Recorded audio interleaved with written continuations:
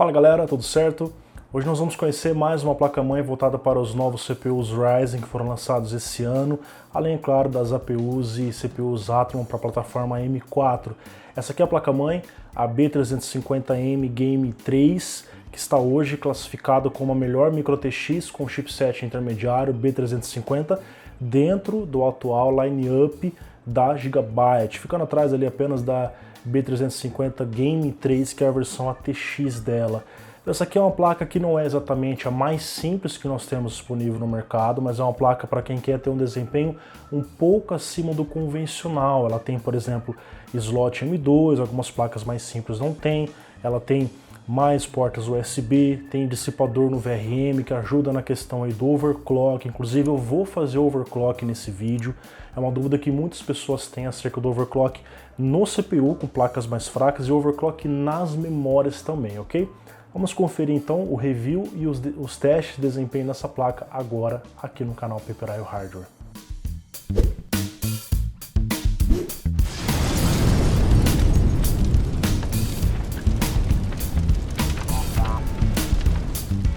Bom, então para começar essa análise, vamos dar uma olhada na caixa do produto. Então aqui na parte da frente você tem todos os principais detalhes, nome da placa, chipset, a caixa é bem bonita, bem detalhada. Apenas esse detalhe aqui da logo Gaming, que dá a ideia de que há a iluminação RGB nessa placa, embora não há.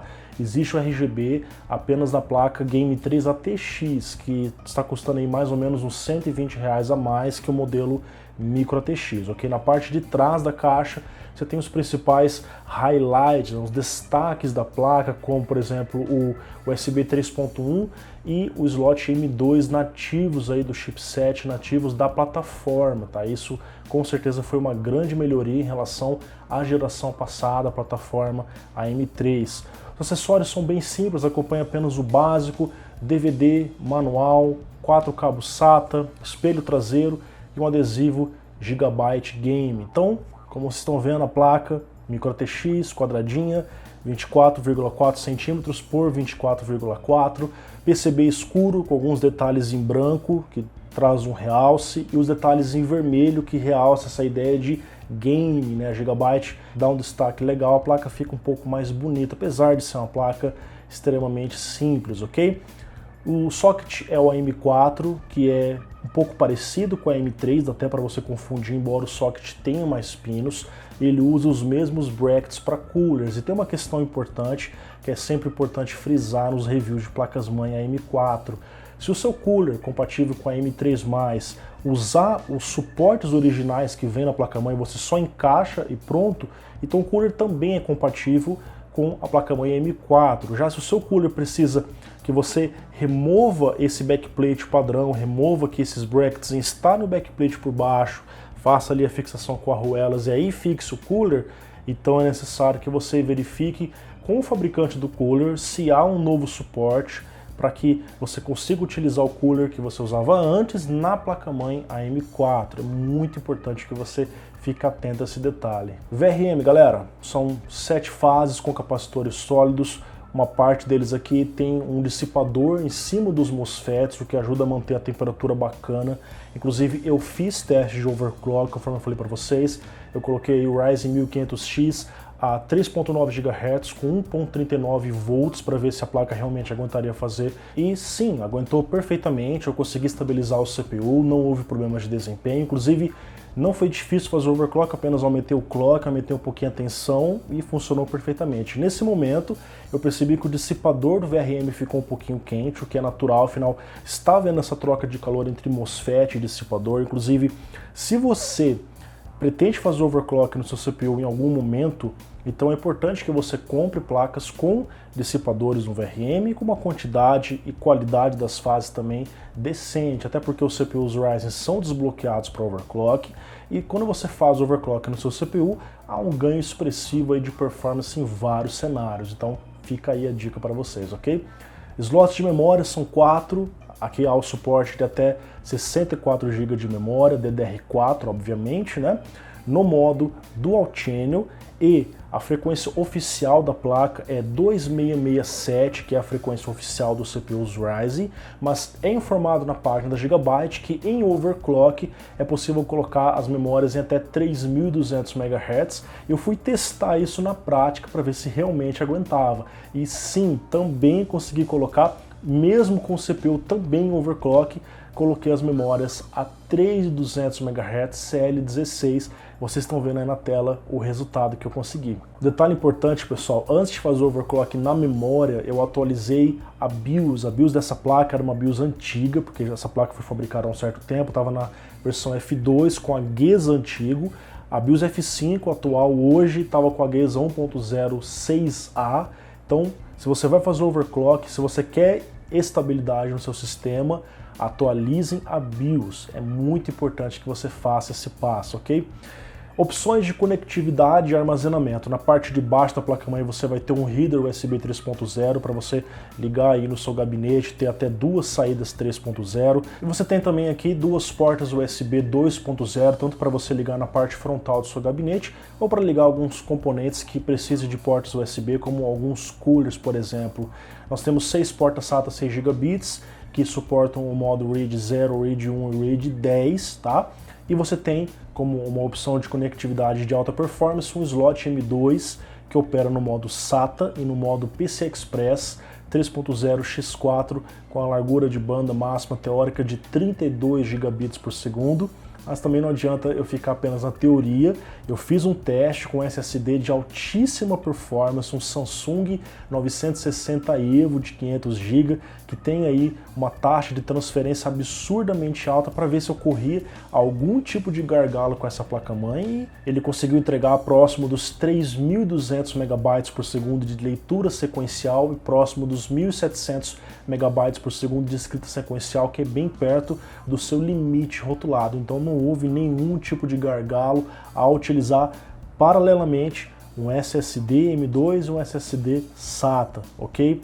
Slots PCI Express nessa placa são bem simplificados, são 2 destacados na cor vermelha, aliás são 3, né? 2 os X16, os maiores para placas de vídeo, e você tem um X1 na cor preta. O primeiro slot, sempre o mais recomendado para placa de vídeo, ele funciona em PCI Express 3.0 X16. O segundo slot, apesar de ter o tamanho do X16, ele é eletricamente apenas X4, tá?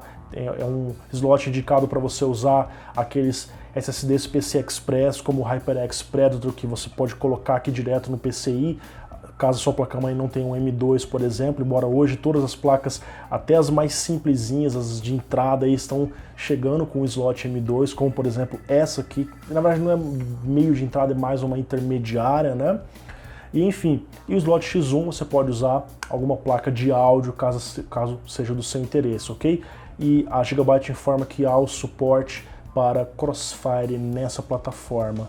Painel traseiro, nós temos uma grande quantidade de portas USB, uma quantidade bacana para esse tipo de placa. Eu fiquei feliz que são apenas duas USBs 2.0, fico meio chateado quando vejo aquele monte de USB, a maioria tudo 2.0. Então aqui você tem duas 2.0, 4 3.0, que agora é chamado de USB 3.1 tipo 1, mas é 3.0, e nós temos dois USBs 3.1, né? Aí são as USBs de alta velocidade. Pessoal, muita atenção, saídas de vídeo. Nós temos aqui DVI-D, D-Sub, que é VGA, e HDMI. Essas saídas só funcionam se você usar APU para M4. CPUs Ryzen 7, 5, Ryzen 3 não tem vídeo integrado. Então se você colocar um Ryzen aqui, obrigatoriamente você precisa colocar uma placa de vídeo dedicada no slot PCI Express, senão não dá vídeo, ok?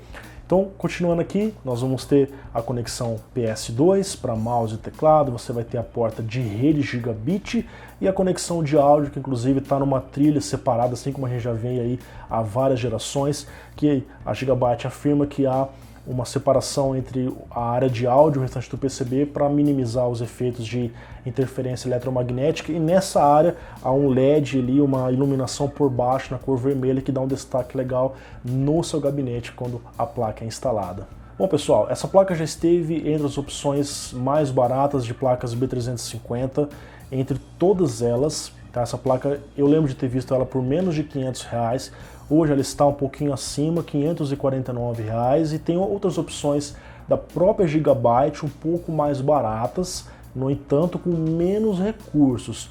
Eu destaco aqui, por exemplo, a B350M DS2, ela não tem slot M2, ela não tem dissipador no VRM e ela tem menos USBs que a Game 3, está custando mais ou menos uns R$120 a menos. E tem outra também que é a B350M D3H, ela tem o slot M2, ela tem a mesma quantidade de USBs, porém ela segue sem o dissipador no VRM. Então é tudo questão de prioridade. Você precisa de M2, você vai usar SSDs M2, você precisa de tantas portas USB, você vai fazer overclock, você vai exigir um pouco mais do VRM, aí você vai decidir qual placa é melhor para você. Então as minhas considerações finais, eu considero a Gigabyte B350M Game 3 uma forte concorrente para atender as exigências dos gamers da plataforma AM4, que não querem ficar apenas do básico. O cara de repente vai fazer um overclock, o cara precisa de muitas USBs, o cara vai usar SSD M2 de alta performance e, ao mesmo tempo, o cara não quer gastar numa placa melhor, seja do chipset B350 ou seja do chipset X370, que é entusiasta, vai ter mais linhas PCI Express, enfim. Então é uma placa bacana que eu recomendo para vocês. Nos próximos dias eu vou montar uma bancada com ela, vou fazer mais alguns testes, mais gameplays, para a gente ver o desempenho aí prático, embora a gente sabe que placa-mãe dificilmente afeta a performance, a não ser que ela esteja realmente com algum problema, com alguma incompatibilidade, que geralmente se resolve com o update de BIOS, ok? Então pessoal, é isso, espero que tenham gostado, grande abraço a todos e até mais.